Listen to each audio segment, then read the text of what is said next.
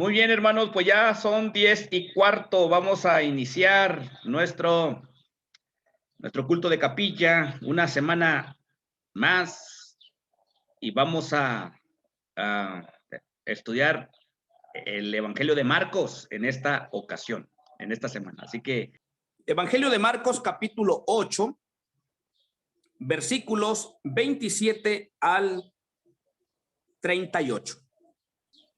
Dice la palabra de Dios así: Jesús y sus discípulos salieron hacia las aldeas de Cesarea de Filipo. En el camino les preguntó: ¿quién dice la gente que soy yo? Unos dicen que Juan el Bautista, otros que Elías y otros que uno de los profetas. Contestaron: ¿y ustedes quiénes dicen que soy yo? Tú eres el Cristo, afirmó Pedro. Jesús les ordenó que no hablaran nadie acerca de él.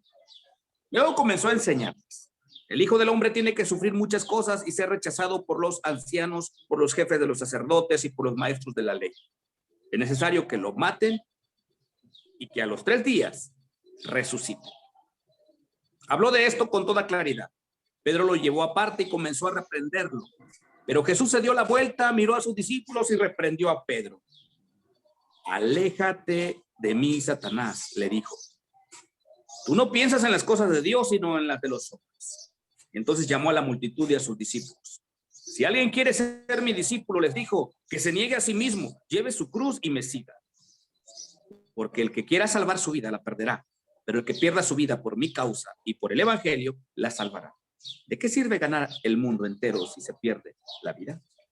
¿O qué se puede dar a cambio de la vida?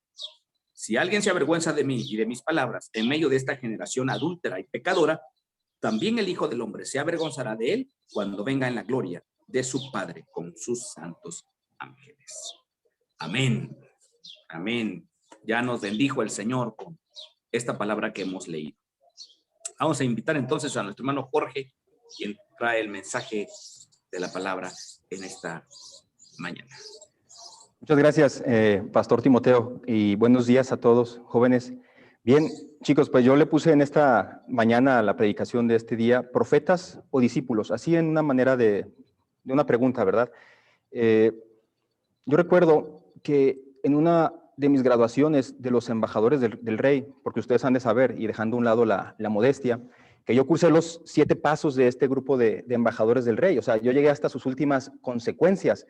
Yo llegué hasta el paso de embajador plenipotenciario. En otras palabras, yo era un fariseo de fariseos, entre los fariseos, ¿verdad?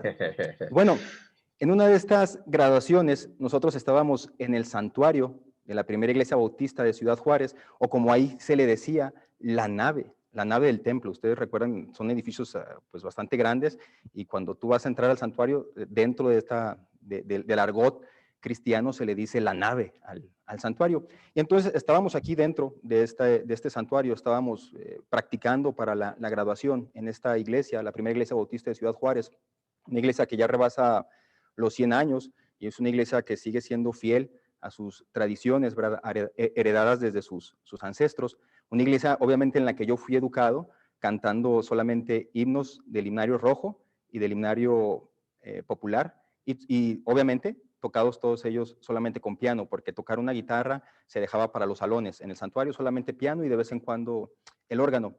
Bueno, es el contexto de la primera iglesia. Lo que están viendo ahí en la imagen es el santuario de la primera iglesia. Tengo por ahí algunos infiltrados que me pueden mandar fotos del templo. Y bueno, yo recuerdo, estábamos muy bien, estábamos ahí atrás del púlpito, estábamos ensayando para la grabación, y entonces nuestro consejero tuvo que dejarnos un rato solos. Y nosotros, como él se fue, nos quedamos solos ahí en todo el santuario, y estábamos jugando con estas espadas y nuestros escudos que tenemos de los embajadores del rey. Otros de los jóvenes o de los adolescentes se sentaron ahí enfrente en esas bancas que ustedes ven de ese color como clarito ahí en el fondo de la imagen. Se sentaban ahí, ¿verdad?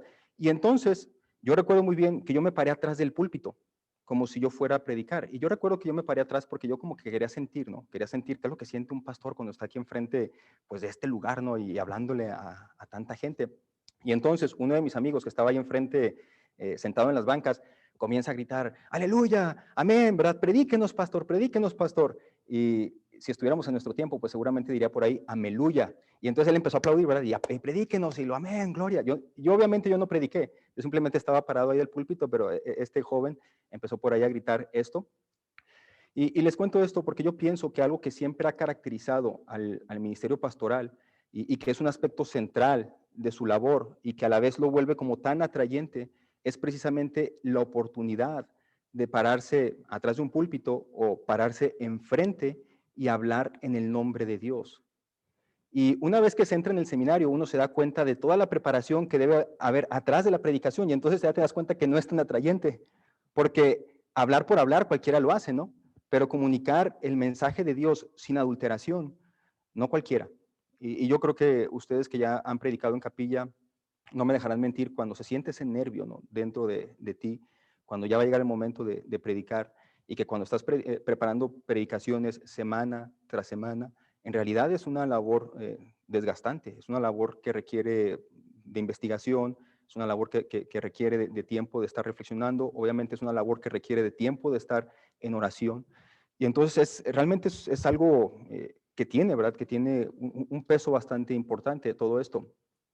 Bien, pues inclusive una de las primeras discusiones que se dio dentro del primer liderazgo del pueblo de Dios fue cuando fue cuando María y Aarón se alzaron contra Moisés cuestionando su autoridad por hablar en el nombre de Dios. Ustedes lo recordarán muy bien, ahí en Números, cuando María y Aarón dijeron, bueno, ¿que acaso solamente Dios habla a través de Moisés? Entonces, como que siempre se ha cuestionado eso, ¿no? ¿Por qué? ¿Por qué él sí puede hablar en el nombre de Dios y yo no? Y yo creo que en nuestros días esto sigue sucediendo también.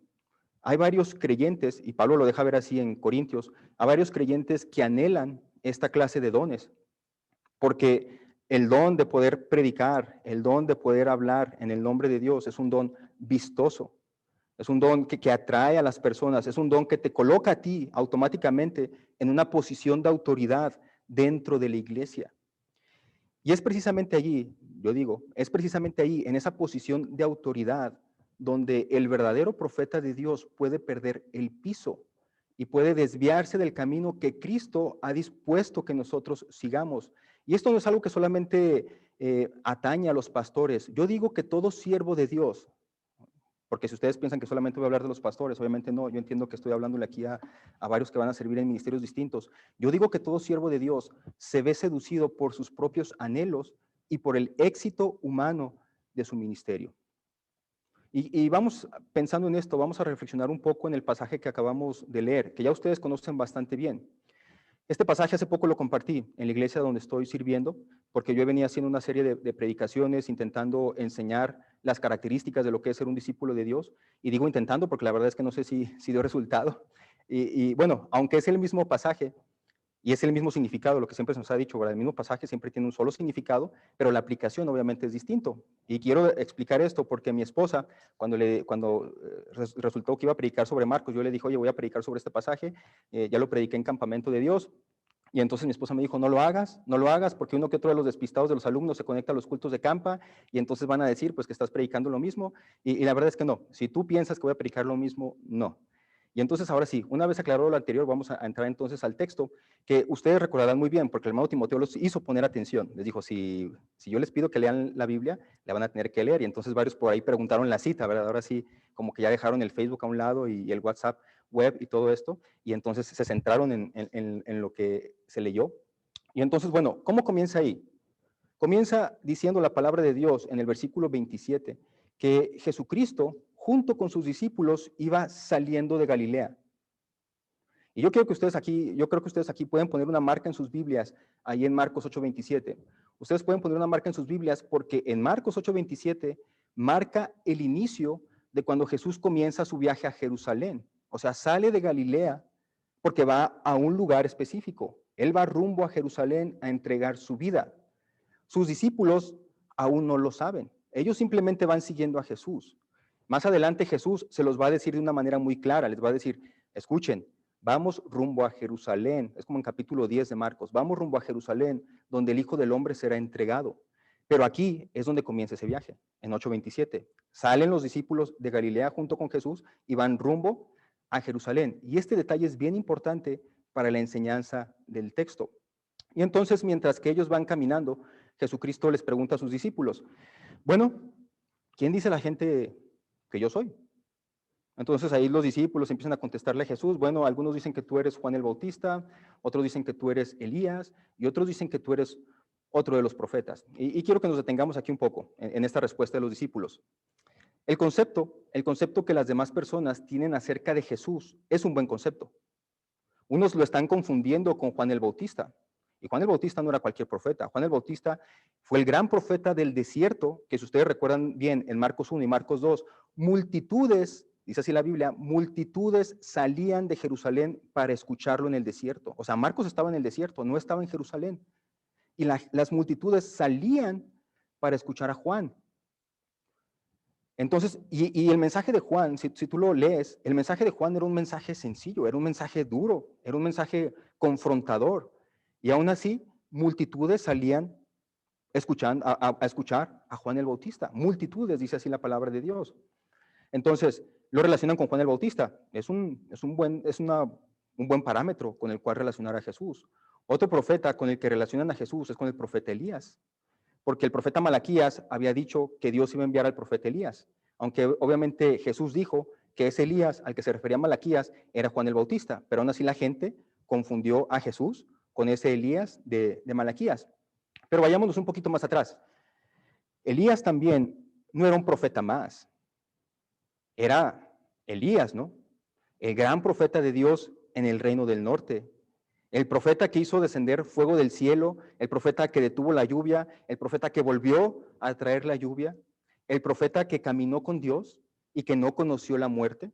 Sin duda, el ministerio de Elías era un ministerio espectacular, un ministerio tan fuerte, tan espectacular, que esta imagen de Elías siendo arrebatado por Dios en los cielos quedó grabada en la mente de los judíos y ellos esperaban que Elías pudiera regresar porque de alguna manera Dios estaba preservando su vida. O sea, se lo llevó vivo, está vivo, en algún momento Dios lo vuelve a traer vivo. Entonces, era fuerte esto, ¿verdad? Está fuerte y esta imagen de Elías. Entonces, tratando de recapitular un poco lo anterior, que la gente relacionara a Jesús con un profeta o que dijeran que era un profeta es un halago. En realidad es un halago. Pero los discípulos, aquí es donde tenemos que encontrar y leer también un poco entre líneas, los discípulos no fueron completamente honestos con Jesús. Porque si ustedes recuerdan bien, había otras personas que decían que Jesús estaba loco. Otros decían que Jesús blasfemaba. Otros decían que Jesús era hijo del demonio. Otros más decían que era un poseído por Belcebú. O sea, Jesús era un endemoniado, según el pensamiento de otros. Entonces, es interesante lo que los discípulos dicen, como también lo que los discípulos no dicen. Es como si los discípulos solamente quisieran decirle a Jesús cosas buenas. Porque sí, ¿verdad? Porque si dicen algunos que creen que Jesús es un loco o un endemoniado, ¿en qué posición los deja a ellos? Si ellos le dicen, bueno, Jesús, es que mira, algunas de las personas piensan que tú eres el hijo de Belcebú. ¿En qué posición los deja a ellos como discípulos? Oye, somos los seguidores del hijo de Belcebú, ¿verdad? Entonces, obviamente, los discípulos no le van a decir eso a Jesús. Le dicen, no, bueno, algunos dicen que tú eres Elías, otros dicen que tú eres Juan el Bautista. Así que entonces los discípulos no le dicen eso a Jesús, ¿verdad? No le dicen que tú eres un loco, no le dicen nada de eso. Simplemente no le dicen eso porque ellos quieren creer, los apóstoles quieren creer que siguen a uno que los llevará de victoria en victoria y de triunfo en triunfo, según el concepto humano de lo que es el éxito. Ellos creen que si están siguiendo a uno que puede hacer descender fuego del cielo para quemar a sus enemigos y liberar a los judíos de la opresión romana, están siguiendo a alguien que vale la pena seguir. Y eso es lo que Pedro cree que significa que Jesús sea el Mesías de Dios. Entonces, aunque la respuesta de Pedro, cuando Jesús le pregunta, ¿y ustedes quién dicen que soy yo? Y Pedro le dice, bueno, tú eres el Mesías. Aunque la respuesta de Pedro era la correcta en cuanto a la palabra, no era lo correcto en tanto a lo que ellos pensaban que significaba esa palabra. En otras palabras, Pedro había atinado a la palabra, pero no había atinado al concepto. Y lo deja ver más adelante cuando Jesucristo comienza a decirles a sus discípulos, bueno, ustedes dicen que soy el Mesías, no le digan por favor a nadie nada. Y entonces Jesucristo comienza a decir, voy a tener que sufrir muchas cosas terribles. Y entonces, ¿qué hace Pedro? Lo lleva aparte y comienza a regañarlo. Entonces Pedro había atinado en la palabra Mesías, pero no había atinado en el concepto, en lo que significa desde el punto de vista bíblico lo que es ser el ministro de Jesús. Entonces, Pedro comienza a regañar a Jesús, porque ¿cómo se le ocurre a Jesús decir semejantes cosas? ¿Cómo se le ocurre a Jesús decir esto? Nosotros tenemos un buen ministerio de sanidad. Multitudes vienen, ¿verdad?, a que Jesús los sane. Tenemos un buen ministerio de exorcismo. Jesucristo expulsa demonios hasta en las sinagogas, ¿verdad? Va y saca demonios. Jesucristo tiene un buen ministerio de alimentación de masas, ¿verdad? Alimenta 5,000 y 4,000 con solamente unos pocos pescados y unos cuantos panes. Ciudad por la que pasa Jesús, ciudad en la que causa revuelo y se amontonan tras de Jesús grupis. ¿Ustedes saben lo que son los grupis? Bueno, si no saben lo que son los grupis, yo se los explico así poquito. Los grupis son esas personas que van siguiendo una celebridad en todas sus giras. O sea, si la celebridad da 20 conciertos al año, quieren estar en los 20. No importa, ¿verdad? Ellos van pagando su boleto de avión, van atrás de la celebridad y quieren estar en los 20 shows, aunque se cante lo mismo y aunque sea el mismo espectáculo. Esos son los grupis. Entonces, para los discípulos, seguir a alguien así como Jesús era muy atrayente, porque la gente admiraba este ministerio de Jesús, de exorcismos, de sanidades, de alimentación de multitudes. Seguir así era algo muy atrayente. Por eso a ellos no les hacía mucho sentido que Jesús les dijera que su destino estaba cargado de sufrimientos hasta llegar a la cruz. Y entonces Jesús hace la declaración más famosa y concreta de lo que significa ser un discípulo desde el punto de vista de Dios y no de los hombres. Si alguno de ustedes quiere ser mi seguidor, tiene que abandonar su propia manera de vivir, tomar su cruz y seguirme. Varios comentaristas concuerdan que este planteamiento está motivado por el contenido de lo que Pedro le dijo, o sea, cuando Pedro lo comenzó a regañar. Aunque no sabemos exactamente qué fue lo que Pedro le dijo a Jesús cuando lo estuvo regañando, sí lo podemos intuir. De alguna otra manera, Pedro tenía sus propios planes para su vida y para la vida de Jesús. En otras palabras, Pedro tenía en su mente muy claro qué es lo que él quería hacer y qué es lo que Jesús debería hacer para él. Para Pedro, Jesús no era otra cosa más que la plataforma en la que él se podía apoyar para llevar su vida a otro nivel. Eso era para Pedro Jesús, una plataforma en la que yo me puedo montar, agarrar su mensaje, agarrar sus enseñanzas, agarrar su ministerio y llevar a cabo y alcanzar mis sueños y mis metas y mis propósitos. No sé, aquí yo no sé qué es lo que le traía a Pedro, si algún asunto económico, algún asunto de poder, algún asunto de autoridad, algún asunto de popularidad, yo no lo sé. Pero Pedro seguramente esto es lo que tiene en mente, ¿verdad? Él tiene en su mente muy claro lo que él quería hacer y lo que Jesús entonces debería hacer para él. Y entonces Jesucristo, ¿verdad? El que quiera ser mi seguidor tiene que abandonar su propia manera de vivir, su manera de ver las cosas, sus maneras en que cree que debe ser llevado a cabo el ministerio, tomar su cruz y seguirme. Yo voy indicando cuál es el camino. Hay un líder, Cristo, y seguidores, nosotros. Tomar la cruz en el contexto de la época de Jesús, significaba cargar con la vergüenza que se supone morir a uno mismo. Por lo regular, pónganse a pensar un poquito, por lo regular, cuando nosotros sabemos que alguien se está acercando a sus últimos días, siempre procuramos darle una muerte con dignidad, porque valoramos su vida. Entonces, cuando sabemos que una persona va a llegar al final de sus días, inclusive en los reos, ¿verdad? Que de pronto están sentenciados a muerte. Han visto en las películas que les dicen, bueno, ¿qué quieres comer en tu último día? ¿A quién quieres que traigamos aquí para que lo veas? O sea, tratan, ¿verdad? Tratan de alguna manera de dársele a la persona una muerte con dignidad. Pero morir en la cruz era algo vergonzoso. Porque miren, a lo mejor no la van a ver bien ahí, pero igual el mapa no funciona de mucho. Pero se salía del pretorio o de la sala del juicio cargando la cruz. Y entonces se iba caminando, atravesando toda la ciudad hasta cruzar las murallas de Jerusalén y ser crucificado a las afueras. Y durante todo ese camino rumbo a su muerte, el que iba a ser crucificado era avergonzado por las multitudes. Les escupían, les gritaban, les tiraban piedras, les jalaban ropa, porque esta era una muerte reservada para los peores criminales de la sociedad. Yo te aseguro que si agarráramos a Hitler y lo lleváramos atravesando por la ciudad, la gente estaría escupiéndole, ¿verdad? Y diciéndole cosas y aventándole piedras. Es obvio, ¿verdad? Era un criminal. Entonces, los que morían en la cruz se suponía que eran criminales, de lo peor, y merecían morir así, según el pensamiento de los romanos y según el pensamiento de los judíos.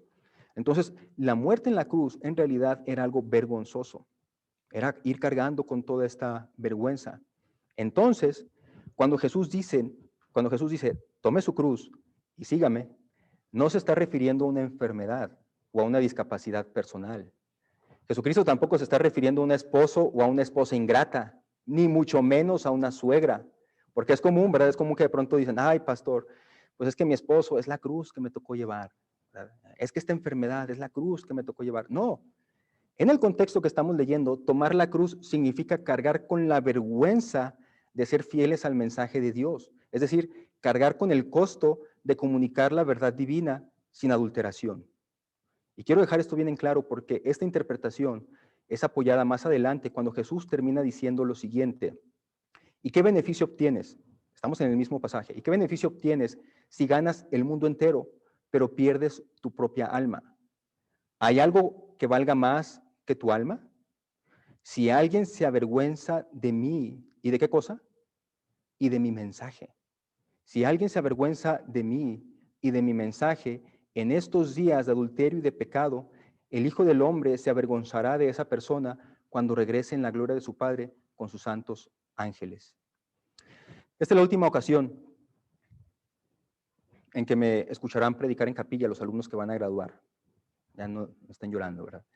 Y entonces yo quiero dirigirme en esta mañana especialmente a ustedes. Y pues también a los otros, ¿verdad? Para que no se sientan tampoco así como medio relegados. Sí, también los quiero. Pero a ustedes todavía les falta un poquito más para graduar. Bueno, intentando aplicar esto que acabo de decir, quizás pudo haber sido algo revuelto. Yo quiero decirles que todos nosotros tenemos un Pedro adentro. Todos nosotros tenemos una piedra que constantemente nos quiere desviar del camino que Cristo ha dispuesto en que ha de realizarse el ministerio. Los nuevos profetas, influencers, amontonadores de groupies no ayudan. Porque cuando tú te comienzas a comparar con ellos, tu iglesia parece más chica, tu ministerio no parece relevante, tu predicación parece dura y aburrida, las instalaciones de tu iglesia se ven obsoletas y se ven feas. Eso no importa. Lo que importa es seguir el camino de Jesús, un camino de servicio, de autosacrificio, de amor, de misericordia y de fidelidad a la palabra de Dios. El profeta de nuestros tiempos quiere congregaciones numerosas. El discípulo quiere vidas transformadas. El profeta anuncia y modela una vida terrenal espectacular. El discípulo muestra las marcas de la cruz. El profeta sigue sus planes y sus propósitos. El discípulo dice, no se haga como yo quiero, sino como tú quieras. El profeta no predica toda la verdad, oculta aquellas cosas que no contribuyen a su causa. El discípulo no se avergüenza de anunciar toda la verdad de Dios. ¿De qué sirve? Pregunta Jesús. ¿De qué sirve ganar este mundo? Y no se está refiriendo a ganar almas para Cristo, porque algunos de ustedes pueden decir, bueno, está hablando aquí de que alguien gana almas para Cristo. No. Cuando Jesucristo dice, ¿de qué sirve ganar a este mundo? Se refiere a ganar lo que este mundo ofrece. Pregunta Jesús entonces, ¿de qué sirve ganar este mundo y perder tu alma? Cada vez entonces que quiera emerger Pedro en nuestras vidas, en tu vida, dile, aléjate de mí, Satanás. Porque no está tu vista puesta en las cosas de Dios, sino en la de los hombres. Al fin y al cabo, chicos, poca cosa, ¿no? Dice Jesús, el que pierda su vida por mi causa, en verdad encontrará la verdadera vida. Gracias, Dios, porque tú sigues modelando en Cristo la manera en cómo hemos de llevar adelante el ministerio. Y Señor, muchas veces somos atraídos por otros que aparentan también estar sirviéndote, pero en realidad no lo hacen, Señor. También somos arrastrados por nuestros propios sueños, metas, pasiones, Señor, que en ocasiones no van de acuerdo a tu voluntad. Ayúdanos, Dios, a realmente clavar en la cruz a nuestro viejo hombre, a llevar esa cruz cargándola, Señor, aunque eso signifique vergüenza por seguir compartiendo con fidelidad tu palabra. Señor, queremos ser de los que un día estaremos en tu presencia y podamos escuchar las palabras: buen siervo fiel, sobre poco has sido fiel, sobre mucho te pondré.